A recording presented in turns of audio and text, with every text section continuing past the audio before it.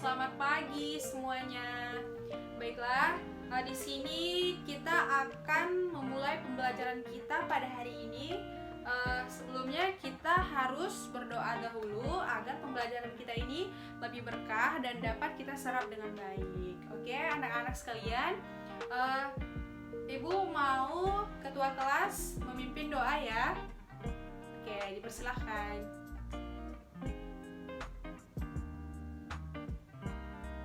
Oke, baik, terima kasih ketua kelas. Baiklah, selanjutnya di sini apakah teman-teman semuanya hadir atau ada anak ibu yang sakit, izin semacamnya? Oke, hadir semua ya. Baik, terima kasih. Baiklah, di sini langsung saja kita akan membahas materi kita. Nah, sebelumnya minggu lalu kita membahas mengenai penjumlahan pecahan yang penyebutnya sama.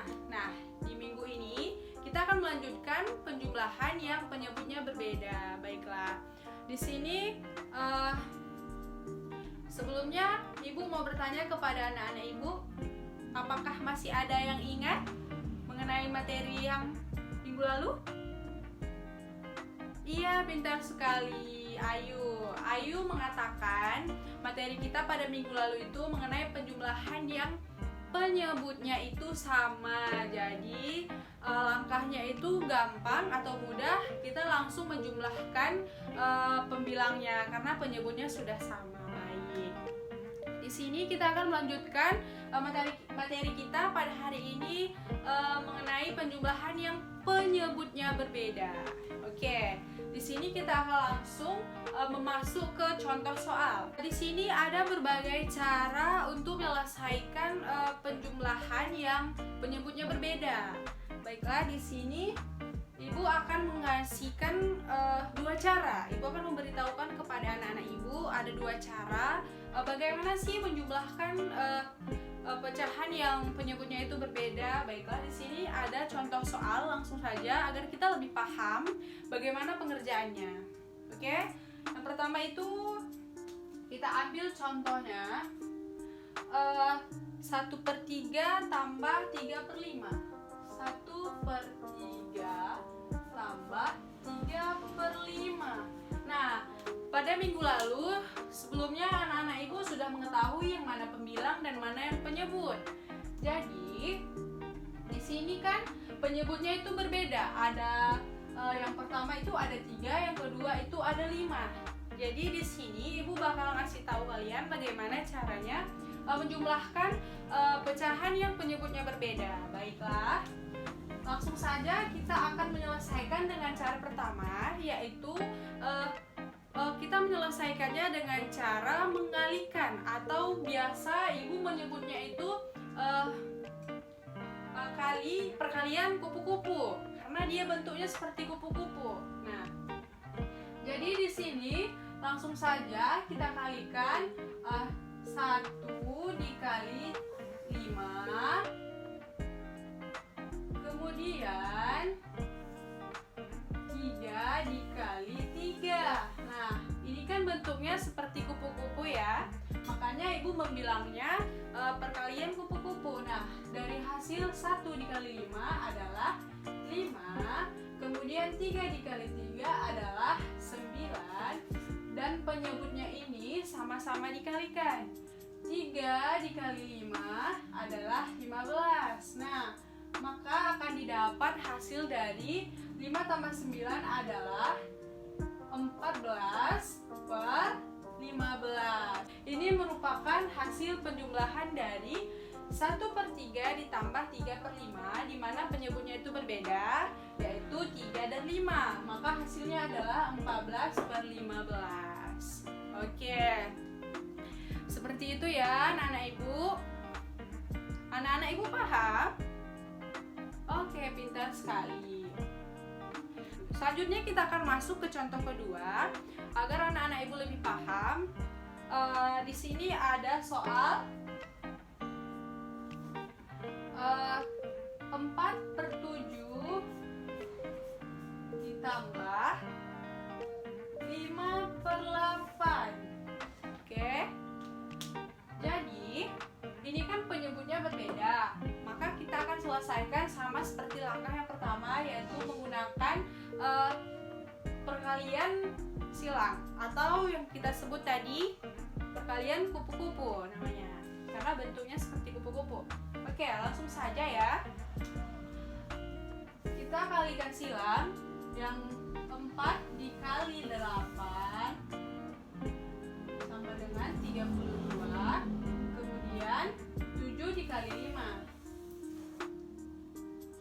sama dengan 35, kemudian 7 dikali 8 sama dengan 56.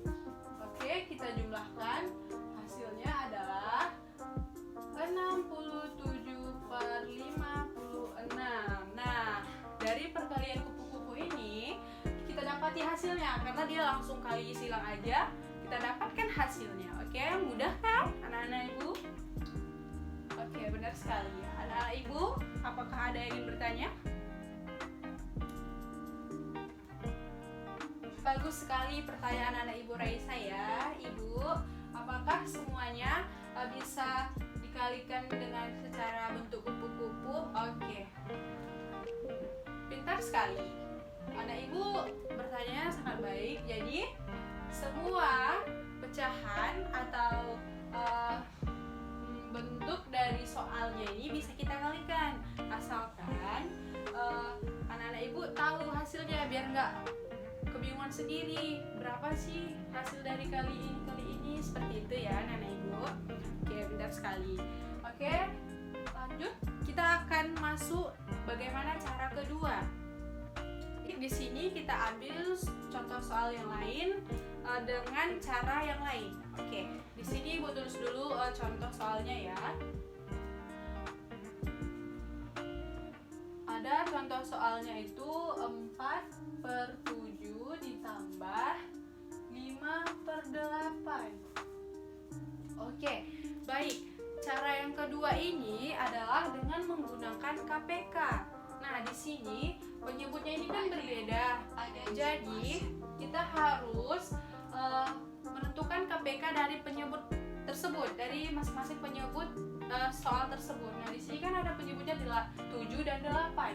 Nah, maka kita harus mencari KPK 7 dan 8. Oke, di sini kita harus tahu apa saja KPK dari 7, apa saja kelipatan dari 7, apa saja kelipatan dari 8. Nah, yang pertama kita cari dulu KPK-nya ya.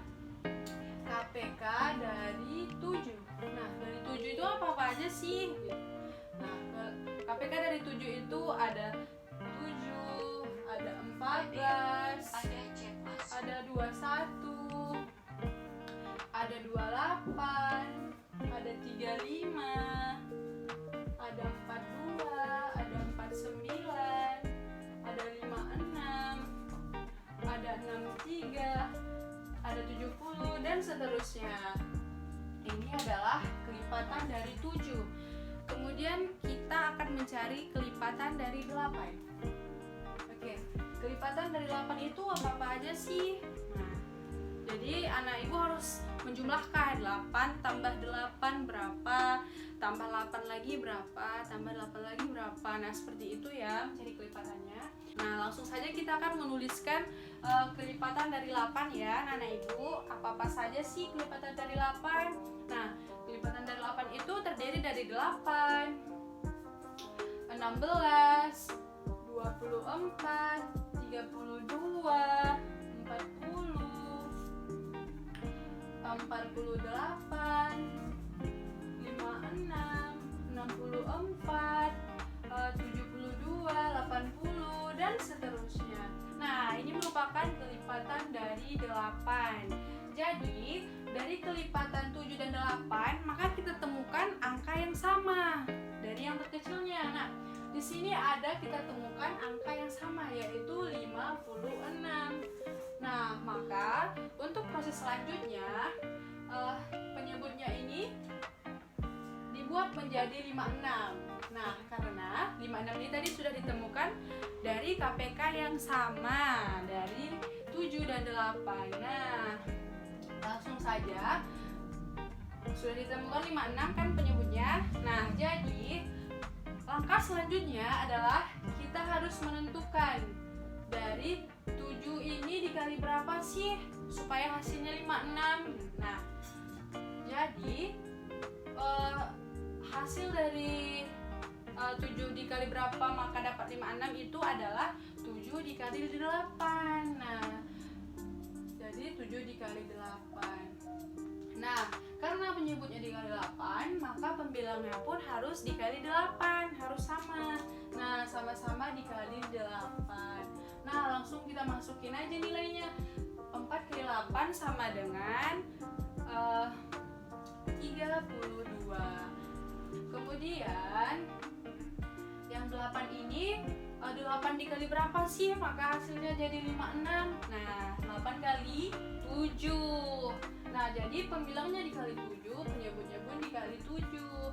Jadi langsung saja 8 kali 7 tadi 56. Kemudian yang soal yang kedua ini kan 5/8, jadi 5-nya ini dikali 7. Nah, 5 kali 7 sama dengan 35. Maka langsung kita jumlahkan 32 ditambah 35 sama dengan 67/56. Nah, inilah hasil dari penjumlahan 4/7 ditambah 5/8 dengan menggunakan KPK. Baiklah anak-anak ibu, apakah anak-anak ibu paham? Sudah mengerti? Oke, baik. Ini merupakan penjelasan yang bisa ibu sampaikan. Anak-anak ibu sudah paham semuanya? Sudah. Oke, baik. Oke, selanjutnya karena anak-anak ibu sudah paham, di sini ibu akan memberikan soal kepada anak-anak ibu dan anak-anak ibu harus mengerjakan dengan baik dan sebisa mungkin harus benar. Karena kan ibu sudah menjelaskan dan anak-anak ibu bilang sudah pada paham. Oke, baiklah. Di sini ibu akan memberikan lembar soal kepada anak-anak ibu dan anak-anak ibu kerjakan. Nanti kalau sudah siap silahkan kumpul ke depan. Baiklah, ibu sudah memeriksa jawaban dari soal yang sudah ibu berikan kepada anak-anak ibu dan anak-anak ibu sudah paham dan sebagian besar anak ibu mendapatkan nilai yang sangat tinggi dan sangat bagus. Jadi untuk evaluasi di rumah atau anak-anak untuk lebih paham lagi, ibu harap anak-anak ibu belajar di rumah dan jangan lupa untuk sering membaca dan sering mengulang kembali pembelajaran kita pada hari ini atau sebelum-sebelumnya. Nah, mungkin ini saja materi kita pada hari ini. Jadi ibu harap anak-anak ibu bisa menyerap dengan baik dan dapat dan semoga anak-anak ibu tidak lupa ya dengan materi yang telah ibu sampaikan pada hari ini atau sebelum-sebelumnya. Dan ibu harap juga anak-anak ibu sering berlatih di rumah agar lebih pandai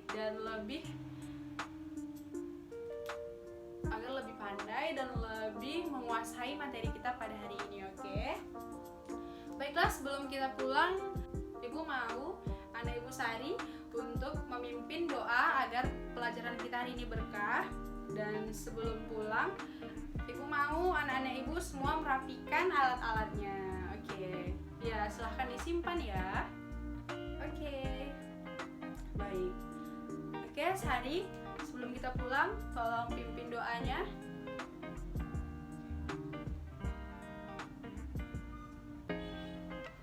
Baik, terima kasih untuk hari ini dan ibu harap anak-anak ibu tetap menjaga kesehatan dan jangan lupa belajar di rumah. Terima kasih. Assalamualaikum warahmatullahi wabarakatuh. Selamat siang semuanya.